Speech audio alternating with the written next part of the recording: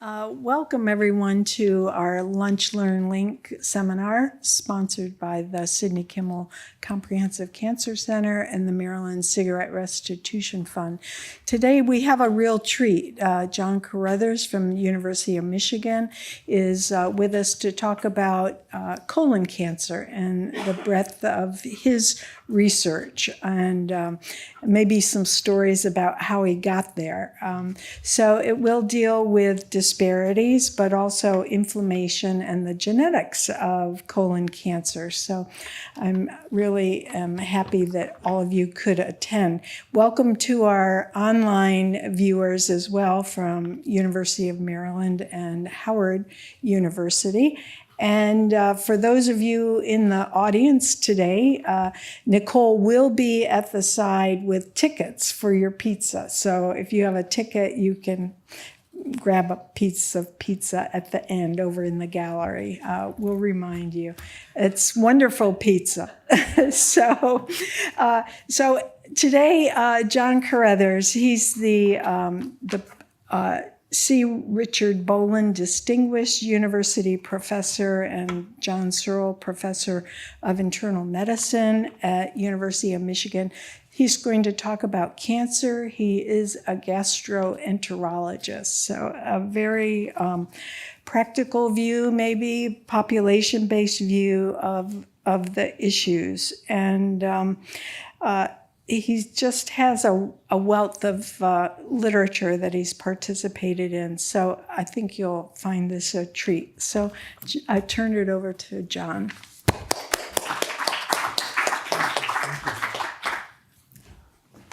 Thank you, Norma, and thank you for having me here at Johns Hopkins. It's certainly a pleasure, and I thank you for a wonderful dinner last night. I'm kind of an accident in getting into the disparities work. When I started out for my training, I was more singularly focused on just trying to understand colon cancer. And by the way, my first project in my mentor's lab was on programmed cell death.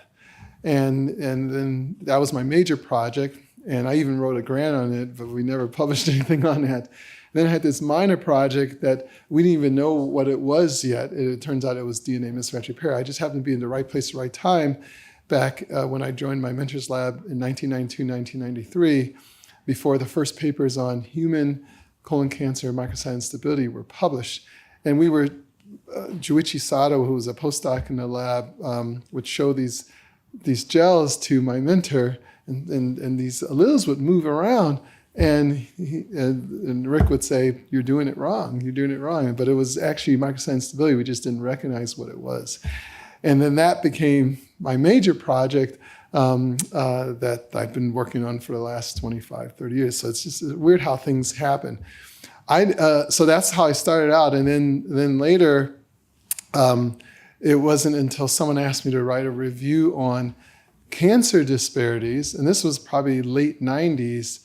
And I'm like, why would I write that? I mean, I think they assumed I worked on cancer disparities, but I didn't at that time.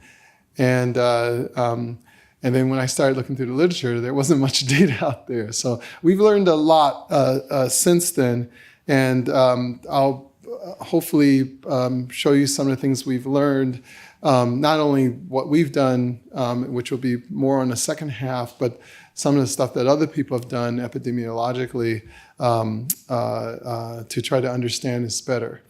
So I have no disclosures other than NIH and University of Michigan internal funding.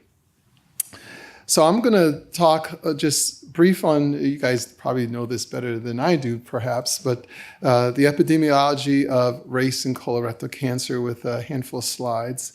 And then tell you what little we know about race and genetics in colorectal cancer. There's not much out there.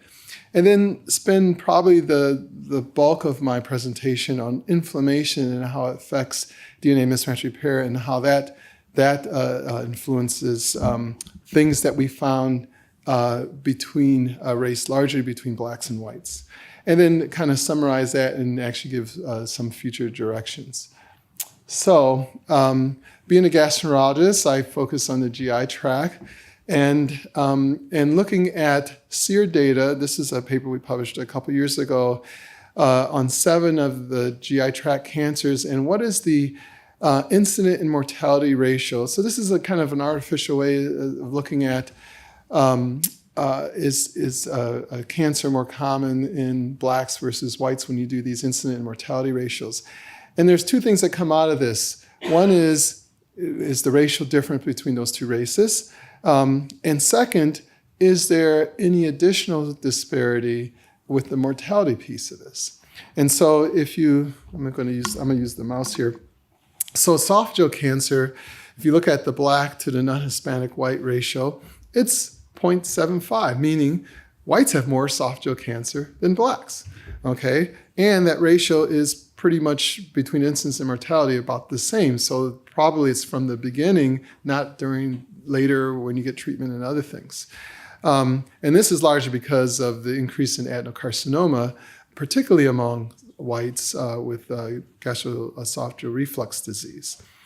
If you look at stomach cancer, for instance, you see that incident ratio between blacks and non-Hispanic whites is 1.77, meaning blacks have more stomach cancer.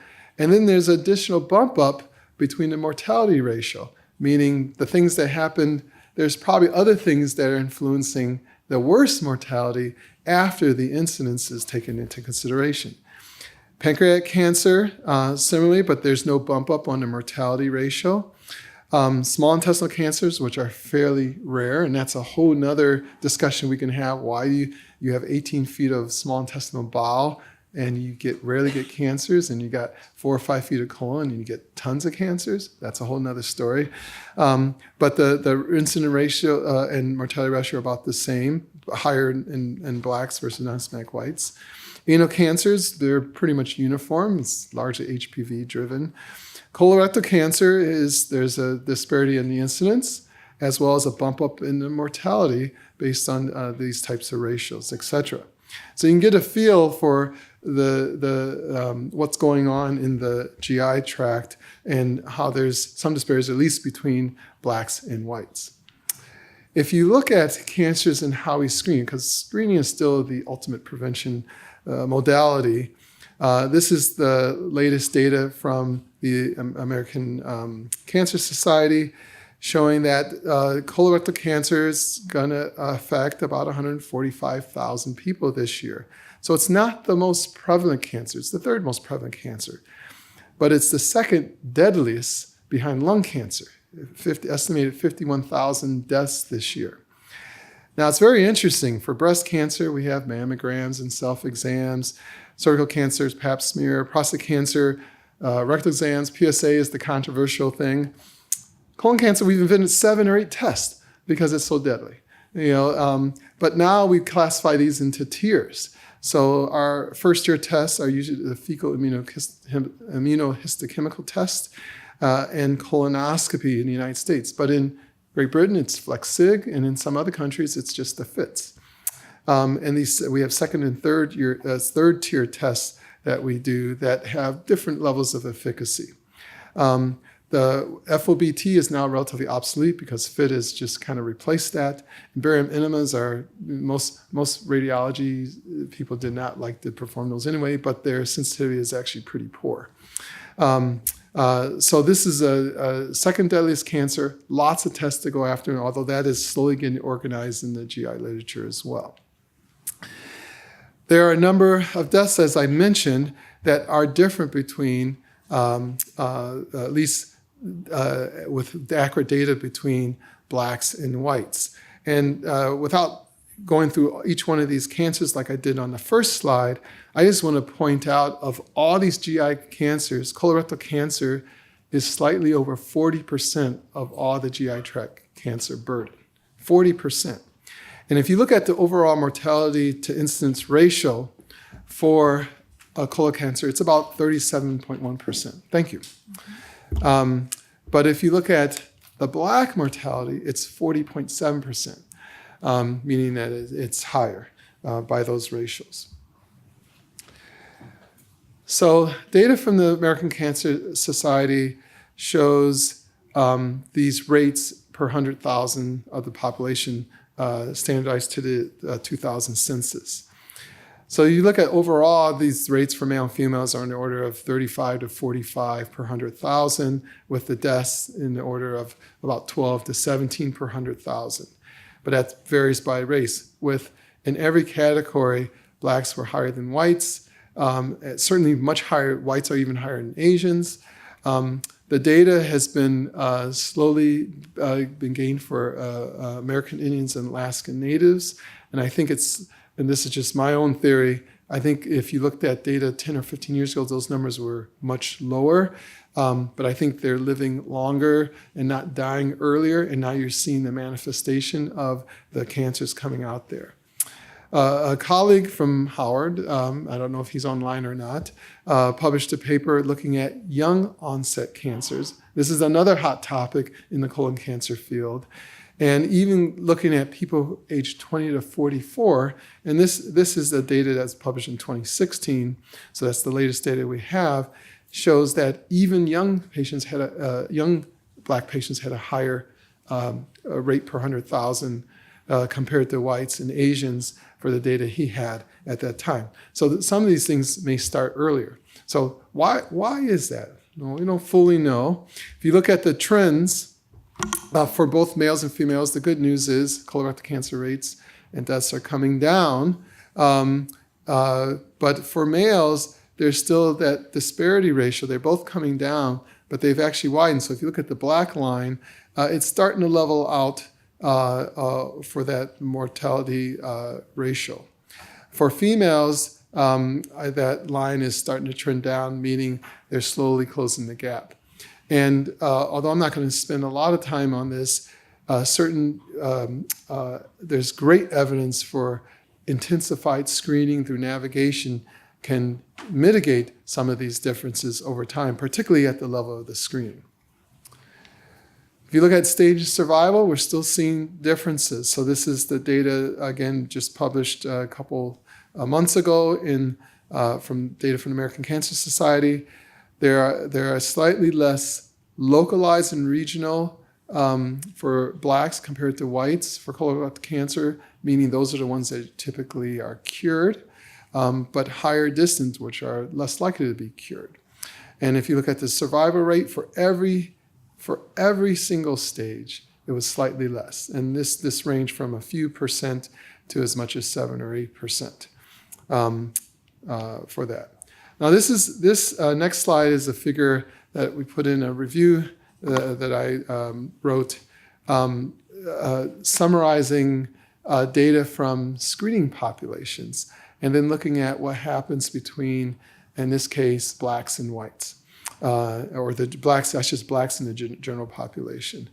And basically, if you look at the proportion of colorectal cancers that happen below the age of 50 when we start typical screening, and these are the screening recommendations up until recently, that you would have 5.5% of all colorectal cancers under the age of 50, but essentially 94.5% cancers above the age of 50. And most people would think, for the most part, that those would be more hereditary-like cancers or the unfortunate young person who developed those. And we're seeing an increase. Now, that number is approaching 10% over time. If you look at African Americans using the same data, with the exact same data, the proportion under 50 for that target population was double. It was 10.6%. But if you moved the screening of African Americans to 45, you bring it down to 5%, right in line with the original recommendations. And this has fueled probably debates over the last 10 or 15 years by calling out that population for screening a slightly younger. And several organizations have proposed that, and up until 2017, none of that had actually gone into effect. There were a lot of proposals by a number of different organizations, some pushing as young as 40. But in 2017, the U.S. Multi-Society Task Force on Colorectal Cancer Screening, which is a consortium between gastroenterologists, radiologists, cancer specialists, et cetera, this was the first time ever they recommended a specific target population other than high risk familial disease to move it to 45. Now, has the U.S. Preventive Services Task Force enacted that yet? No. Can you get it paid for? Some limited things, but usually it's the U.S. Preventive Services Task Force that usually goes into CMS regulations, and so that's when you usually get it paid for. But there's a ways around that. Whether those are fully legal or illegal is another story. But that's what the data shows. The other thing is there's a lot of data just summarized here that African Americans present anywhere, depending on the papers you read, 0 to 8 years younger compared to Caucasians. And what that implies, and again, showing that there's a slight uptick in colon cancer under the age of 50 from Hassan Ashkarab's data, that if you start screening at age 50 and they've already had a dwell time of a polyp for more years than typical, that shortens the window for screening intervention. So let's say an average person starts developing a polyp at 35, and it takes 20 years for that polyp to potentially do something, and you find it at age 50 and you remove a large polyp. But if it started at 25, you might get the cancer before your typical screening age. So that dwell time makes a huge difference, as does the starting time for when you start screening. I hope that made sense. Now, the other thing is, these are colon cancers. We know that polyps, for the most part, are the precursor to colon cancers. And so there's been some very wonderful studies looking at the distribution of polyps based on race. And I'll show you David Lieberman's work from the CORI database. The CORI database was an NIH-funded database that looks at endoscopy practices across the country. This was one of his earlier papers, but the numbers get bigger over time. This was looking at 67 adult practices back in the mid-2000s, and you can see the numbers of whites and blacks who were in there for a screening population. The bottom line is, if you looked at the polyps that were more likely to potentially become cancer, these are the high-risk polyps. We call them adenomas of advanced pathology. These are ones that are usually greater than 9 millimeters, essentially a centimeter in size, may have a villus component or a component of cancer already in them. That blacks had a 1.5% higher rate of those larger polyps than whites in his study. And very interestingly, if you look at this data over here at the odds ratio, certainly as we aged, that ratio went up, which is what we would expect. They used the community practice as one. Academic was slightly less. Maybe people who go to academic practices are less likely to make polyps, who knows. And in the VA population, they were 10% more likely to make polyps. And this is something, having worked in the VA system for 15 years, it seems like vets have a lot of polyps for some reason. But the real data was comparing blacks versus white, women versus men. And black women had a odds ratio of 1.62, black men at 1.16 over their white counterparts for developing polyps, high-risk polyps. Again, kind of confirming the data that we see with colorectal cancer, since these are the precursors. The other interesting thing is that this was published about 3 or 4 years ago from the same group, who have now grown to 84 adult practices and looked at now 325,000 average risk adults. So these were screening. And what they looked at is they looked at the polyps based on race and every 5 years of age. And I have red bars for when there were more polyps in the black population than the white population. So if you look in females, that's true for every one of these 5-year age intervals, except for 70 to 74 for some reason. And if you looked in men, that was true for particularly black men for every age everyone over the age 50. And the reason why he did that was because we knew age was a powerful driver, but he wanted to compare a little bit more narrow to see if that was still true even at those 5-year intervals. And that was true for these high-risk polyps. So the other interesting thing is where these polyps are. And we do know a lot of data that, particularly amongst Black patients, there's a higher percentage of right-sided colon cancer. And so does the adenoma data match that as well? And this was looking at, again, these high-risk polyps, proximal versus distal, and looking at the ratios. So we can skip the age here, which but if you look at whites, there was 50.6% proximal, 49.4% distal, almost half and half based on his study. If you look at Blacks, that there was a 6% differential between the proximal and distal location. Now, why is that important? When we do screening colonoscopy, and there's a lot of data on this, we're very good at clearing out the left colon. The right colon's a little bit worse. And if you look at recognition and survivability from colorectal cancer, it's worse on the right side versus left, despite screening. Even though colonoscopy is the best test, that is the gold standard. But there's data showing if you did tandem colonoscopies, whoever volunteered for that, that there's still a 5 to 6% miss rate with colonoscopies, even though that is the gold standard. And there's several papers now describe that the risk of subsequent colorectal cancer formation and mortality is worse on the right side, even with screening compared to left. So that if someone's developing polyps on the right side all the time, in which they tend to be flatter, a little more flesh colored, they're harder to see, maybe the quality of the prep is a factor, who knows, but the outcomes on the right side are actually different than the left side of the colon. The other thing is these interval cancers. So this gets at someone who's been screened, and then between the normal screening interval appropriate for what was found or not found at the beginning has another screening. But in between those two time points, people develop cancers. These are still somewhat rare, and there are some biological differences. They tend to be more microcyclically unstable, but some of these are could be the quality of the endoscopist, as well as the ability to observe the lesion, perhaps a precursor lesion that was very difficult to see.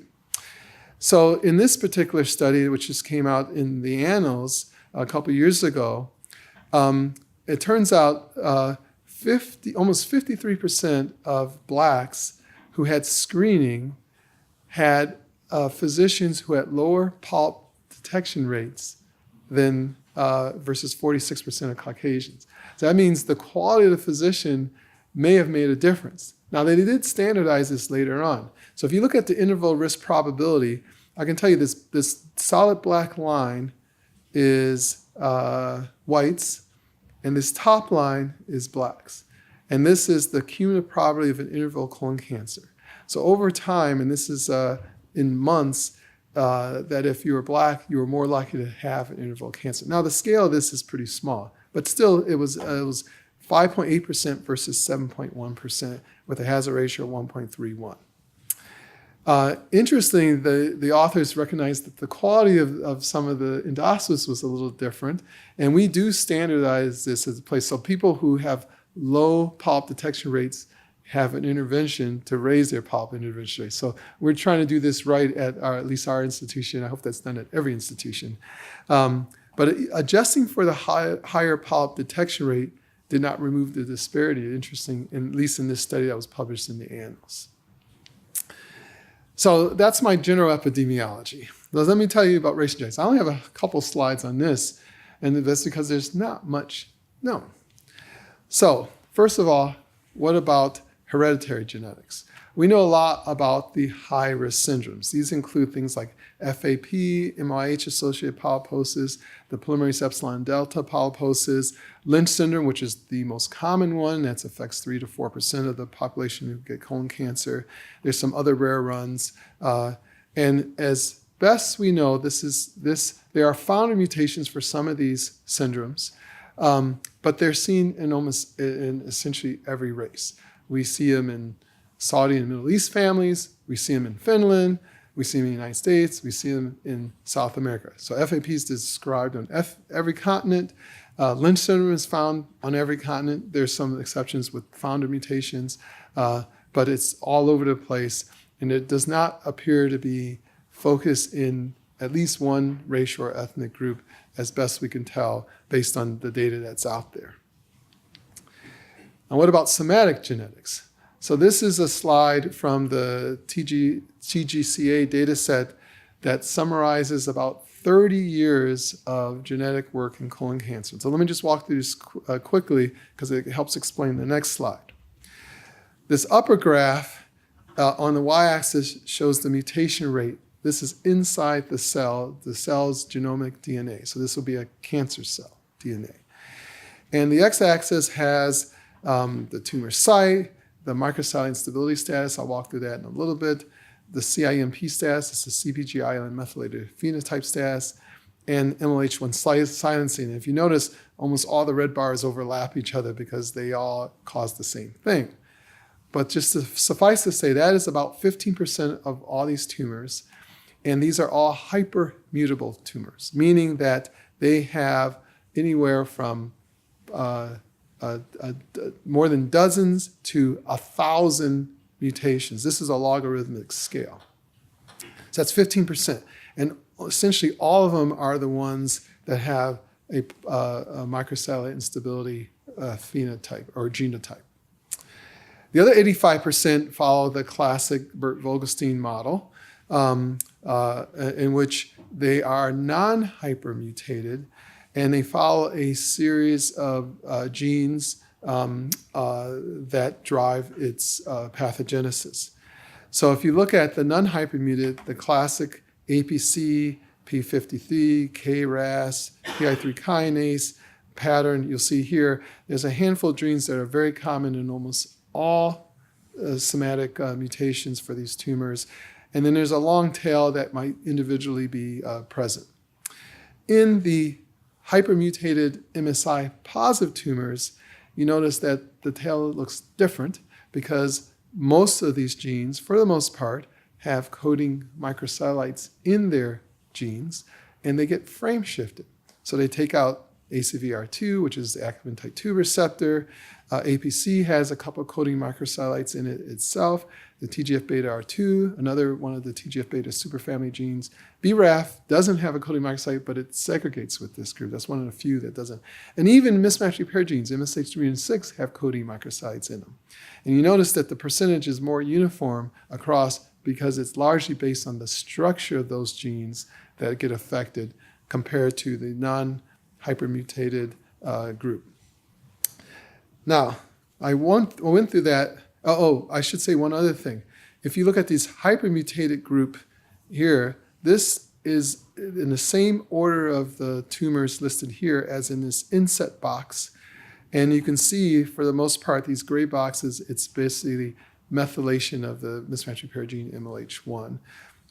There's a few ultra hypermutated driven by the polymerase epsilon mutation there, and that doesn't really overlap with the MLH1 hypermethylation.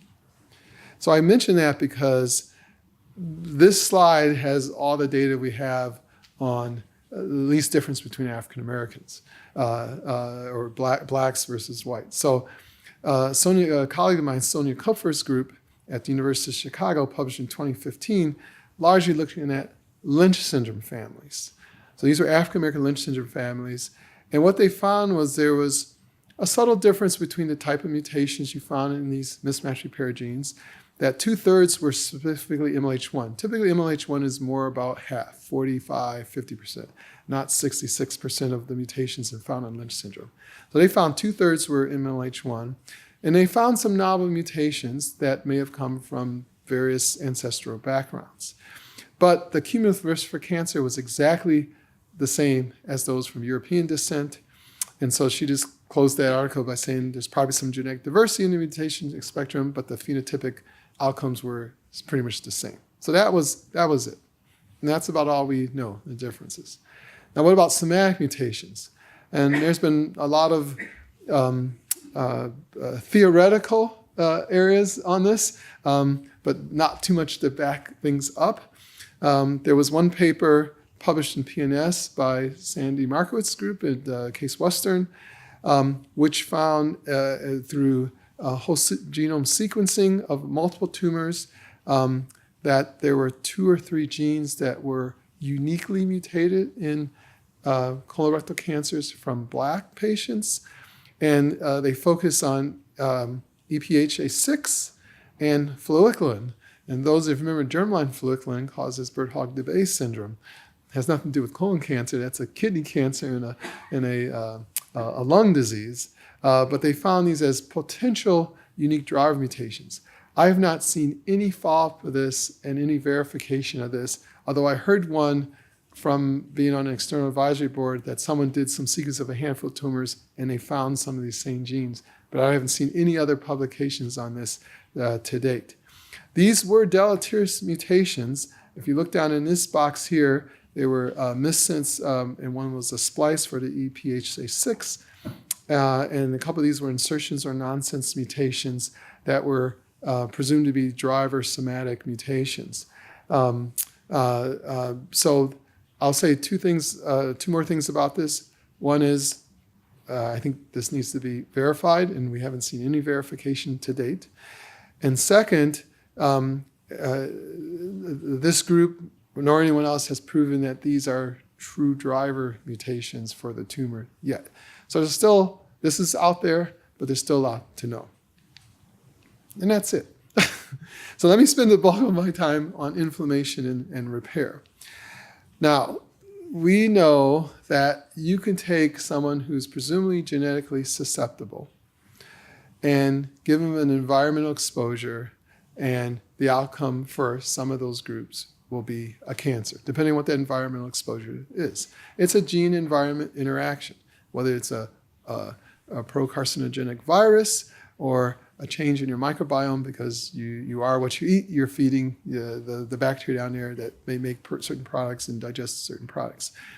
Now, these things can cause various levels of inflammation. And I'll argue, even if you look at the entire GI tract, many of the cancers in GI tract are a result of inflammation. GERD and adenocarcinoma. H. pylori induces inflammation in the stomach, gives you stomach cancer or maltomas.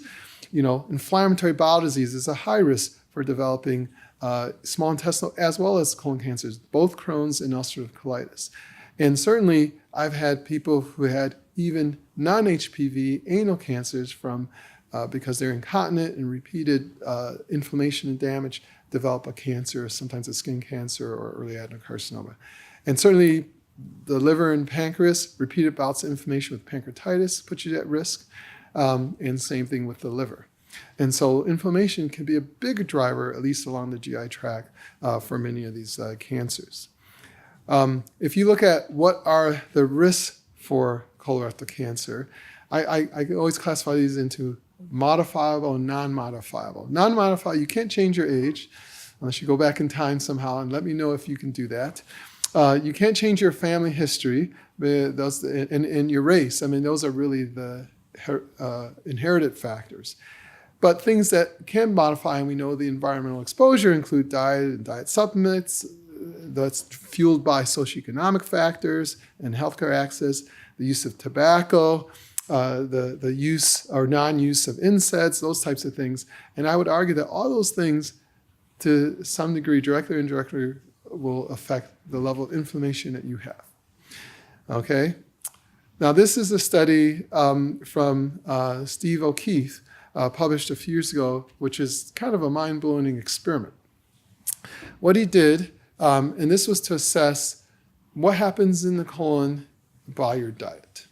And what he did, he took African Americans, blacks, from a cohort here, and then he took some rural Africans from Africa.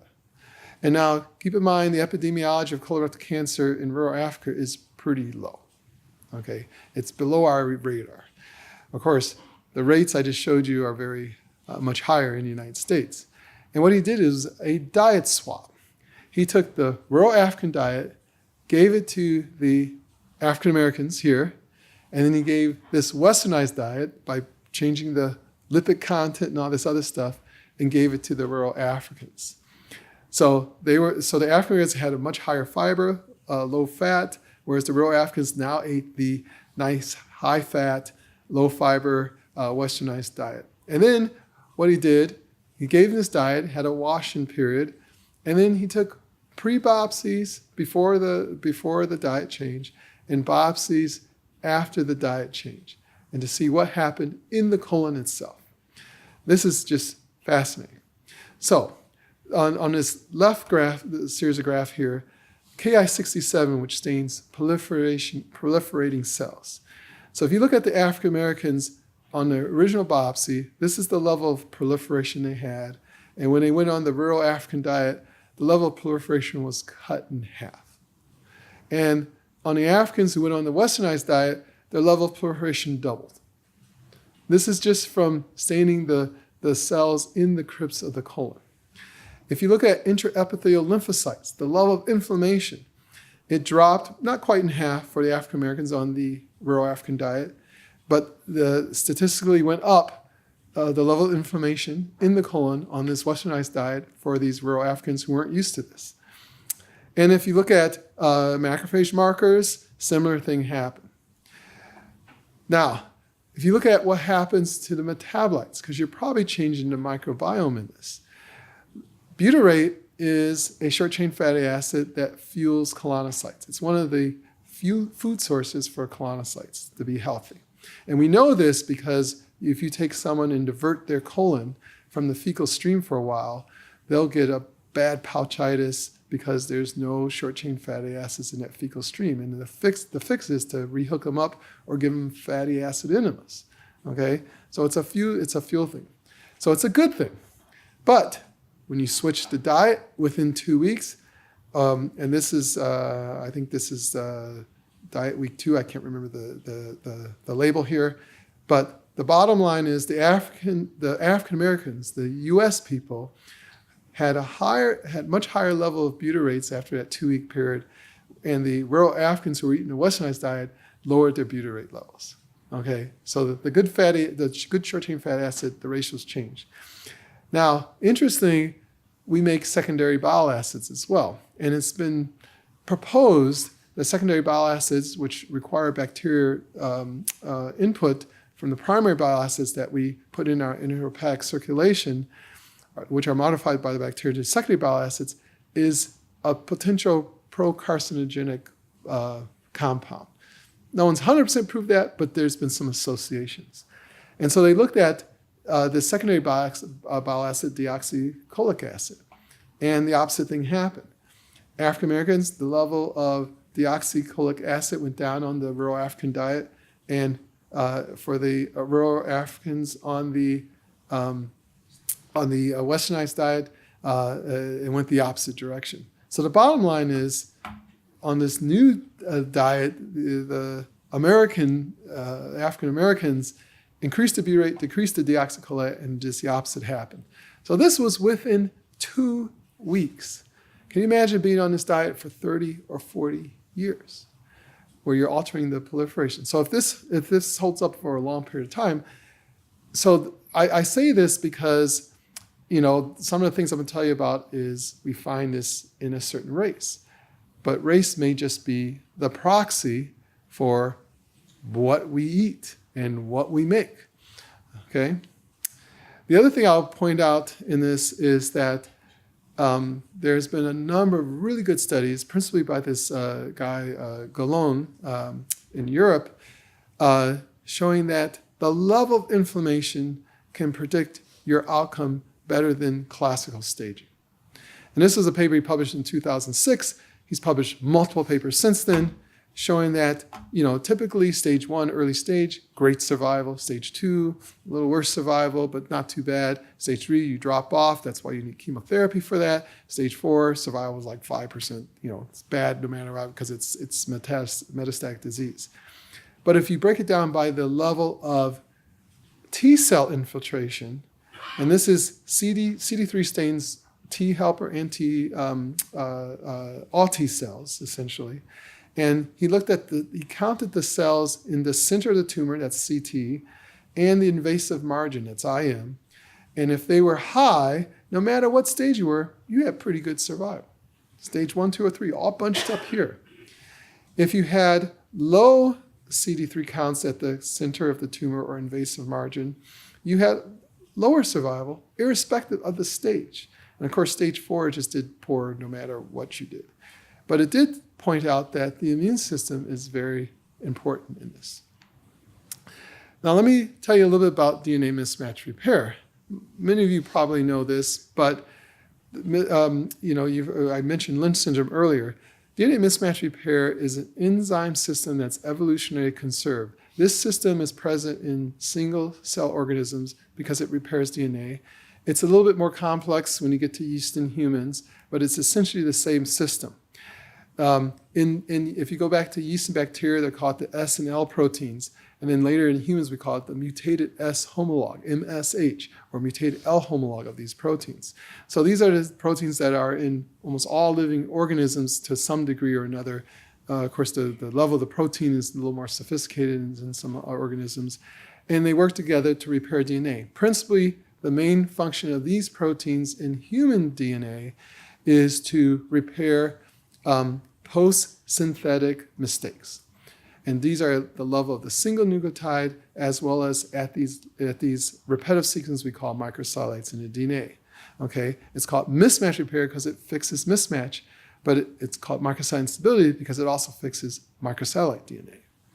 So it requires several proteins to work.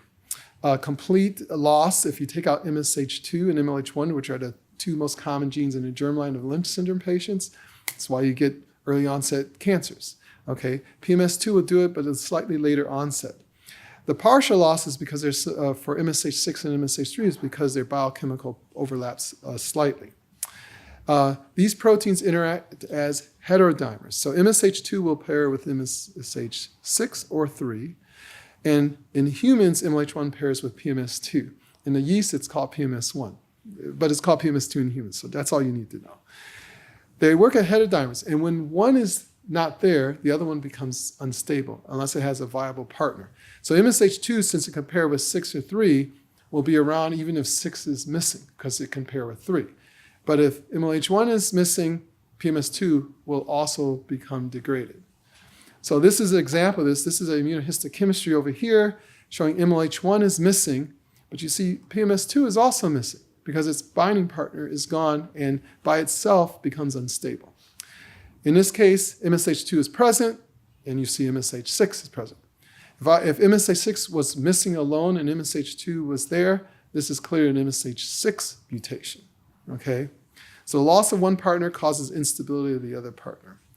Of course, when we look at these at microsatellites, which are repetitive sequences 100,000 times throughout the genome, this is what I was looking at when I was in my mentor's facility that we didn't understand when these alleles would contract or expand in length. That's called microsatellite instability.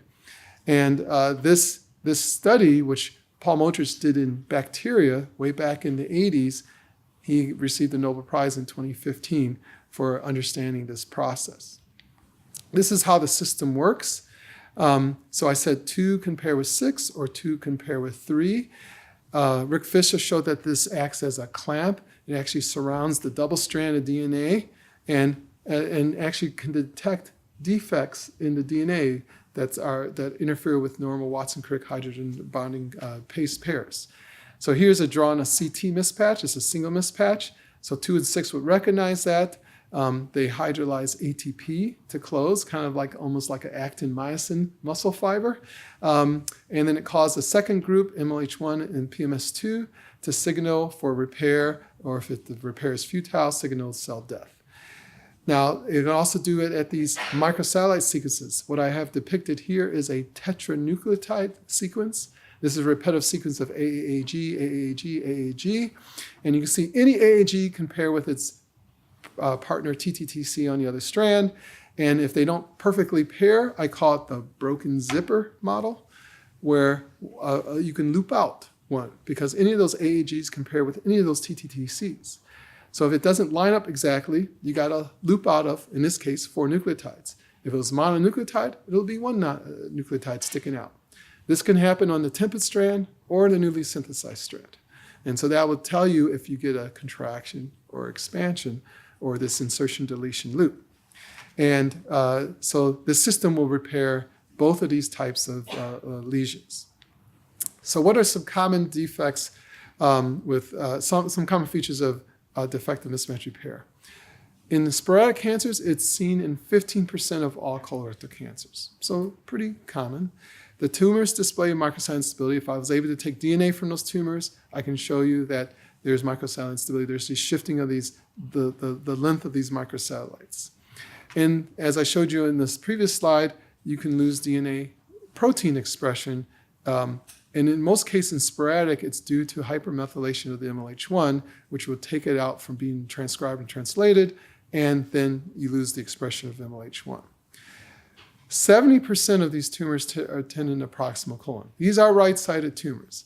In fact, when I started studying this disparity, I'm like, right-sided tumors, there's more right-sided in African Americans. It must be higher. Wrong. I'll show you the data on that. They often show a poor differentiation, and 40% of them will make mucin for some reason. Okay, that's over the 5 or 10% that you see in non-MSI tumors. They are hypermutated, as I showed you before, containing 100 to 1,000 mutations because they're not repairing the DNA. So there's a lot more mistakes accumulating in that cancer cell genome. Despite that, they're mostly diploid, and very few have p53 mutations, unlike the classic Vogelgram model. Now, here's the unique thing about the inflammation for these types of tumors. These colorectal cancers that have microsatellite instability attract T cells to it. The loss of mismatch repair causes attraction of T cells. How does that happen? You have these 400 to 500 genes in the genome that have coding microsatellites. They get frame shifted. They make neopeptides that are novel to our immune system. And the cells come to those novel peptides and tries to understand. They actually contain the information. This is why patients with microsatellite unstable cancers do better than those who don't have it. They are also resistant to 5-FU. I can give you a whole nother hour talk on that, but I'm not going to go into that.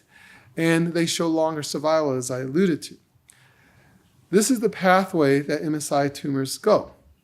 You start normal. You still have to take out the Wnt signaling, which includes APC, but typically you lose mismatch repair relatively early. That can happen in a germline for Lynch. There's something called Lynch-like, which is a biallelic somatic mutation. But for most cancers, it's sporadic and it's methylation of MLH1. You can get BRAF mutations, not in the germline, but in the sporadic version.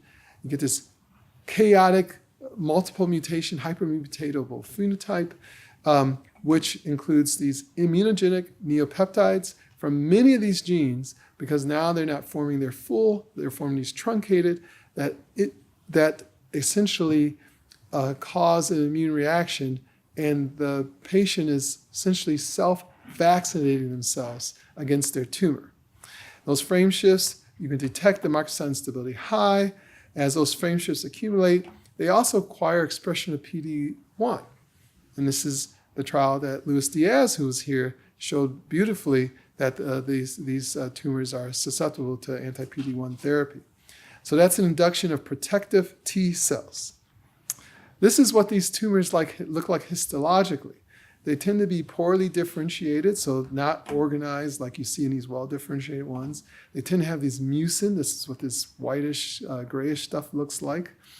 And because they're making all these neopeptides and causing the immune system to react, several of these tumors, and a good pathologist can pick this out, will have this, what I almost call Crohn's-like reaction. So Crohn's disease, 10 to 15% will have granulomas. These are not granulomas, but they look like granulomas if you look at them from distance, but they're actually immune T cells nest in the subepithelium. This is the deeper layers. Here's the epithelium, the cancer, and you see these collections of these immune cells that are responding to those neopeptides that are being made from all this frame shifting. It's pretty amazing. This is Luis Diaz's work. It was published a few years ago, showing that mismatch repair deficient tumors had a biochemical response, that's what's in the blue, as well as a radiologic response in terms of shrinking the size of the tumors. performance-free survival was much greater if you had a deficient mismatch repair tumor. So how does this work?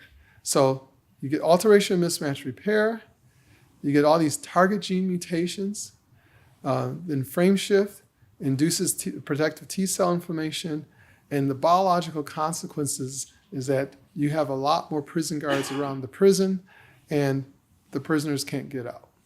And their survivability stage per stage is much better. And this is why I think 5FU is bad, because those cells are resistant to 5FU, but the immune cells are sensitive to 5FU, and you're killing off the prison guards, and then you're making the things worse. Can defective mismatch repair explain any of the colorectal cancer differences with race? This is a study we published a few years ago looking at 500, a population-based, this is the only population-based study, so I figured I was at School of Public Health. So this is a population-based group from a collaborator at North Carolina, Bob Sandler, who's collected colon cancer information from 33 counties in North Carolina, and he particularly targeted those that were higher African-American populations. And so he has all this data on diet and all this other stuff that he does a lot of work on. And I just asked him, can I get the tumors and study this? And so we were totally blinded until 2 days before the abstracts were due. It turns out 45% of these were Black and 55% white. And the total MSI prevalence was 11%. And this, in the literature, this ranges, we say average 15%, but it ranges really from about 11 to about 17%, but it averages about 15%. The interesting thing in this group is that 14% were whites, but only 7% were in the Blacks. And we were blinded to this. And they're like, wow, because if you think a priori, okay, the things that line up with what you see epidemiologically are more right-sided tumors, younger onset patients, those type of things. But the things that don't line up is poor prognosis, where these have better prognosis, okay? So we looked at the other variables. So if you look at mucinous, these tumors lined with mucinous as expected, poorly differentiated, were higher than the microsatellite stable ones. More than half these tumors had this Crohn's-like reaction that I mentioned, and 81% were right-sided in this population-based cohort. But the MSI tended to segregate to white patients, not the Black patients. And that was statistically significant. We also looked at whether there's any difference between white MSI high tumors and Black MSI high tumors. And the bottom line is no. We saw a slight difference in age, but didn't reach statistical significance. The numbers get small because it's only 15% overall. It trended toward more Black females. And this is true for sporadic MSI. It tends to be more in females than males, but it trended toward it in our study. And there was no difference between the two MSI groups otherwise in this study. Then we looked at microsatellite stable. I said, okay, we got all these MSIs. Let's look at the stable ones. There's a difference there. And this is what's known in the literature too. So first of all, the Black patients tend to be younger and slightly more female, okay, and much more on the right side, as expected. So it's kind of matched what we thought we would see, except for the level of MSI. So this is Hassan Ashkatab, I mentioned him before. He put together a series of studies, 2 of which are from us, but there's not very many studies out there. And he came up with an odds ratio of African Americans having MSI tumors at 0.78, but it crossed the 1. And it's because of the number of studies. So it looks like it trends to be less in African Americans. And you just need more numbers, I guess. What about other levels of the immune profile? So this is a study this is the same patients from that study in which we looked at, okay, what's the level of tumor infiltrating lymphocytes? Because maybe the MSI is slightly different, but maybe it's the level of inflammation. Very interestingly, so if you look at MSI versus MSS overall, yes, the level of T cells in MSI, this is counting per high-powered field. You can have a computer do this, or you can have a a student count this if they have some time. But it was essentially 2 to 3 times higher if you had an MSI high tumor versus an MSS tumor. But if you look at African Americans versus Caucasian Americans for MSI, there was no difference for MSI or MSS. However, it was interesting, and you count all these tumors, and this is like 500 some tumors, there was no high level of inflammation. That's depicted by where this bracket is in the African American group, meaning you think they would have high levels of inflammation, but there were very few people, if any, that had these high levels of inflammation. So we don't know why that is, unless there's some other defect in the level of how the inflammation works. The other thing is, if you look at the microsatellite stable tumors, we looked at granzyme B. Granzyme B is a cytotoxic granule in white cells that can kill other cells. And if you look at whether you look at the intraepithelial lymphocytes or the intratumoral lymphocytes, the level of granzyme B positive cells was literally half of seen in Caucasians. Again, we don't have an explanation for this. It's just the number of cells. And this is the actual counts on these patients. So the other thing too, and this is from Luis Diaz, PD-1 blockade may improve the already beneficial survival of MSI high patients. One key question is, which we don't have an answer to, if African American patients have lower MSI high frequency, will PD-1 blockade improve outcome as a group or via individuals? I would suspect it would, but just if the percentage is slightly lower, there's going to be less people who can take advantage of this. So, but no one's done that kind of study yet. Now let me tell you about another aspect of mismatch repair, and that's called EMAS, or inflammation-associated microsatellite alterations. Let me see. Okay, I'll try to close up quick. I just looked at the time. I'm getting so much into this that I'm enjoying this. I mentioned that these mismatch repair proteins work as heterodimers, and these arrows show how they work. But if you have MSH3 defect, this perfectly overlaps with what we call EMAS, which stands for elevated microsatellite alterations at selected tetranucleotide sequences. So if you see EMAS, it's an MSH3 defect. That's the only way biochemically you can do it if you don't have mononucleotide or mononucleotide frame shifts. So you can predict which mismatch repair genes would be absent or present based on the biochemical assay you do. And so now MSI high was only done with mononucleotide and dinucleotide. We do all our assays all the way through tetranucleotide now, so you can quickly figure out what's going on. This was some early data we published just several years ago. We were noticing that when we stain cells for MSH3, and by the way, since MSH3 was not one of the major mismatch repair proteins, there were very few tools, very few antibodies and everything, so until they came online. But if you take out MSH2, you're not going to get MSH3, so that's a negative tumor. But interesting, in those who had this tetranucleotide instability, and I'm sure this is probably not projecting very well, there was some nuclear heterogeneity, as if the nucleus lost some expression, some cells lost it, some didn't, and it's like, what the heck's going on? And then the other thing too is this associated with IL-6. So if you stain a bunch of tumors and looked at the tetranucleotide instability, if they didn't have EMAS, you didn't find much IL-6, but if you had EMAS, you found associated with IL-6. So this led us to like, what is going on? By the way, no one could find germline until recently. There was no germline mutation in MSH3, and there was no mutation or epimutation in MSH3, even though we're finding this tetranucleotide instability. So what the heck was going on? Well, Stephanie Zeng-Rogensi in my lab figured it out. Turns out nothing was going on with the protein other than it moved location. So why did we get the heterogeneity? Because it went from the nucleus to the cytosol.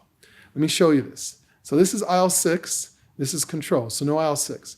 The green is stained for MSH3, the API stains the nuclei, you overlay them, all the MSH3 is in the nucleus.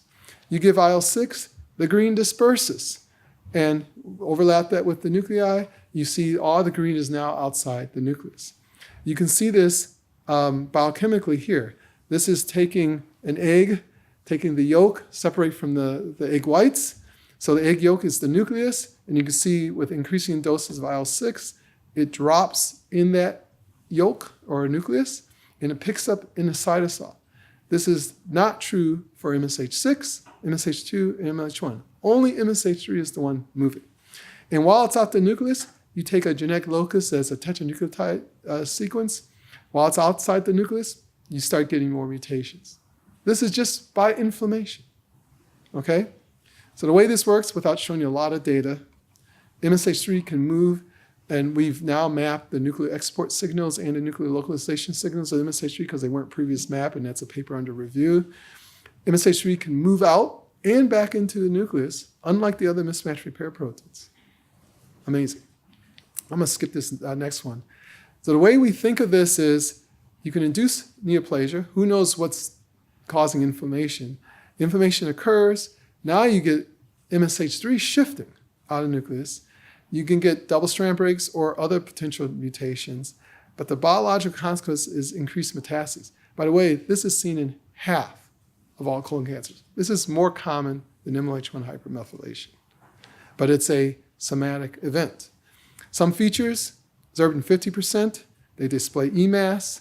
The tumors appear distributed evenly throughout the colon. They are non-hyperemitic. These are not MSI-high tumors. They associate intimately with inflammatory cells. That explains the IL-6. And by the way, we did look at other cytokines. It was IL-6 who did this. They are sensitive to 5FU, probably because MSH6 is intact. They show shorter survival, unlike the classic MSI, and poor prognosis and more metastases. So they behave differently. And I'll show you, there's some data that's higher frequency amongst African Americans. This is data not from our group showing that, look at the survivability for MSI high. This is the EMAS curve. Just the opposite, okay? This is data from our group we published several years ago. Blacks, this was rectal cancers, by the way. So blacks had 49%, whites had 26% EMAS. 62% showed with VAT stage, and 60% associated with that classic inflammation. I'm gonna skip this. I'll just close out by saying, like, okay, so we got all this information, how are you gonna do this? Do we use anti-IL-6? Do we whatever? And so this is data that we haven't published yet, but we went back to our friend Bob Sandler in North Carolina, who had all this data, said, can you tell me who was taking some aspirin or NSAIDs? And he had all the data. And so we analyzed it. And it turns out that if you're we know that aspirin can reduce your risk for colon cancer and be a secondary prevention if once you had colon cancer. Turns out it gets rid of EMAS as well. And so if you were long-termers, your odds ratio on a multivariate was 0.26, based on our study. And it only worked in the proximal colon for a reason. So we don't know why that is yet, because the distal colon, we did not see that. So let me just quickly summarize and close out. So you can have MSI or MSS tumors. MSI gives you good survival. If you have an MSS tumor that gets the cytosol sequestration of MSH3, it seems to shift toward poor survival. The good survival seems to be slightly more common in whites. Right side of the colon, immunologically driven inflammation, PD-1 responsive. The EMAS seems slightly higher in blacks. Distribution in colon seems to be even. That's inflammation-initiated MSH3 dysfunction. That's sporadic and might be aspirin or NSAID responsive. I'm going to skip this. There are some disparities in colorectal cancer. African Americans with colorectal cancer, early age onset. We have these biomarkers I mentioned. There's reduced T cells expressing granzyme B, higher numbers of right-sided polyps that match the cancer.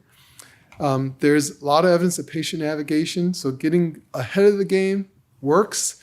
And for the first time in 2017, the Multi-Society Task Force recommended an earlier onset for that. So I'll stop there. I'm sorry I went a few minutes over. And take questions.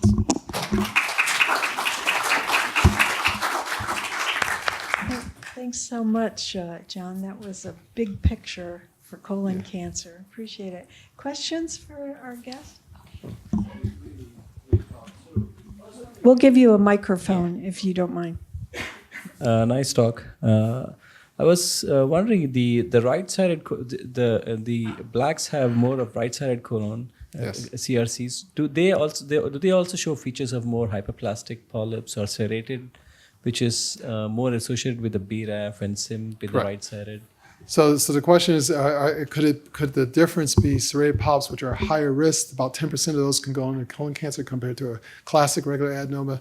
The answer is there's not good data. So there was one data by Paul Schroy that looked at the level of serrated polyps. It was in that particular study, it was Annals of Internal Medicine, 0.3% in blacks, 0.2% in whites. So it wasn't much different at all.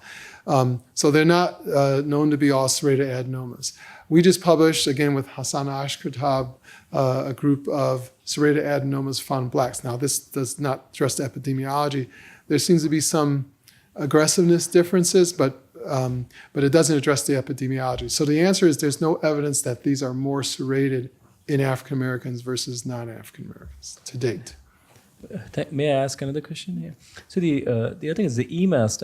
I didn't understand that. So that should also induce more microsatellite instability, right? So no, it could, yes. So the definition of microsatellite instability is mononucleotide and dinucleotide instability. That's the definition from the NCI from that workshop 20 years ago. So EMAS is tetranucleotide instability. So when you take out MSH3, you will get some dinucleotide as well as tri and tetranucleotide. You will not get mononucleotide instability. So if you're only using classic MSI markers, which are mostly, a lot of people screen with mononucleotides, some will add some dinucleotides, you will miss tetranucleotide instability. Interesting, yeah. Great, thanks a lot. So we use a panel in my lab that gets all of them. So we can instantly tell you, is it MSI high, low, EMAS in one fell swoop. And we have it all multiplex. So we'll see if some company's trying to steal it from us. It's cool. From an epidemiologic perspective, are there any risk factors that are more associated with right side versus left side colon cancer? There's Other than race. theories. There's Yeah. theories. There is some evidence, in fact, from Hopkins here, Cynthia Shears with the microbiome work. So she showed last year. Cynthia's here. Oh! Just let you know. Duh! You can explain. I was going to mention some of your FAP work that goes throughout the colon, but some of the things that are probably more down the line, like Fusobacterium, seems to be on some of the right-sided tumors. I didn't show some of the preliminary data we have. Fusobacterium has been associated with right side of the colon. Okay, it seems to be in cancers, not polyps. And it has been associated by a pseudogenous group with MSI high colon cancers. We also have data that shows it's not just MSI high, it's also EMAS. Now, I can say, well, you just told me MSI is good, EMAS is bad. How could it be with both? And so we have a theory. We have the theory that there's a direct effect of the Fusobacterium, and we're doing some studies now that causes the IL-6 and the MSH3 shift. That's a direct effect. But we think the MSI associated is an indirect effect because Fusobacterium can generate reactive oxidation species, damage DNA, and then you can get more methylation, which can take out MLH1, and then you get an MSI high tumor. Now, that's a lot to theorize, but that's what we think. I'll just leave it at that. So I'll make a comment. So that's fascinating. I'll add just two things. There's also these structures, biofilms on the right side of the colon that seem to be present in virtually 100% of tumors in that location for reasons that are unknown. Yeah. And something that's under review and so not out yet is that using the clinical practice research database from the UK, there's an association with prior antibiotic exposure and increased right colon cancer, but not left as well. So we may begin to see other factors that may link to the microbiome, as John mentioned. Yeah. Great Thanks, talk. Thanks, Cynthia. Didn't see you there. So I have to ask the question. So experimentally, we can drive a huge number of small intestinal tumors in any Yes. number of rodent models. I mean, that's Absolutely. It's really easy. We've cured cancer in mice many times. So why don't we see this in humans? Well, there's, again, a lot of theories, and I think it has to do with both the physiology and probably the microbiome and the secondary products of the microbiome. So the small intestine, it has a huge surface area compared to the colon, but it's I wouldn't say constantly moving, but a near constantly moving organ. So things are flushed through. So the dwell time for any fecal contents in there is on the order of minutes to hours, whereas the dwell time in the colon is hours to days. If you do, we do like colonic motility studies where we give people markers and things over, or we give the capsule endoscopy. You'll get down to the cecum within hours, but that capsule could sit in your colon for the next 3 or 4 days, or longer, depending on your colonic inertia. So I think some of it is the rapidity of exposure and the time for exposure. I think some of it, the level of the microbiome is different in the colon than the small intestine. So that we have some in the small intestine, but it's much greater in the colon by a factor of 10 to 100-fold at least. And we see this when we have small bacterial overgrowth, when someone has an incompetent ileocecal valve or any other condition that may have removed their ileocecal valve, and they'll get bacterial overgrowth, and then it interferes with their digestion. So you have to have the level of the microbiome to a low enough level so it doesn't interfere with the nutrient assimilation process in the small intestine. There's also secondary products. We have things that are reclaimed in the ileum before it gets to the cecum. I mentioned earlier the intrahepatic circulation and how we reclaim the majority of our bile acids, and only a small percent leak into the colon. And of course, the ones that do, the bacteria can do lots of things with it. There's probably a lot of things. So it's probably exposure time, probably the local environment, and the products that are available at that time, and the dwell time that's in there. So these are all theories. No one's proven all this. In mice models, as you mentioned, a lot of the FAP models, it's all intestinal. There are some specific that have the right mutations that give you colonic tumors, but a lot of them are the small intestinal tumors, which we just don't see very much in. If inflammation is so important, is there any benefit in just measuring fecal inflammatory markers, cytokines or other markers? So probably not specific for colon cancer. So the things that come out in the feces can, most of the bacteria that most of the DNA that comes out in the feces are bacteria DNA. I mean, by factors of huge. So when we even when this, you heard about this Cologuard, I don't do anything with Cologuard. I'm not on the exact sciences or anything, that they have a whole process to separate out the bacterial DNA from the human DNA to get to what they're trying to assess. But inflammatory markers in the bowel might not be very specific to the large bowel at all. You can pick up KRAS mutations, and this is not even inflammation, from someone with pancreatitis. Pancreatitis, not pancreatic cancer, pancreatitis. So I don't think it's going to be good for just solely looking at the colon. And we have this balance and tolerance between the immune system and the microbiome in their colon that's always there. And then when you get the dysbiosis or something perturbs that immune system, that's when things go haywire. But I don't think it's going to be very specific if you did that specific for colon or colon cancer. We'll draw out this session to a close, but let's thank Dr. Carethers one more time. Thank you. So for you who can stay for pizza, it's in the gallery, and pizza. Dr. Carethers will be out here to entertain some additional questions.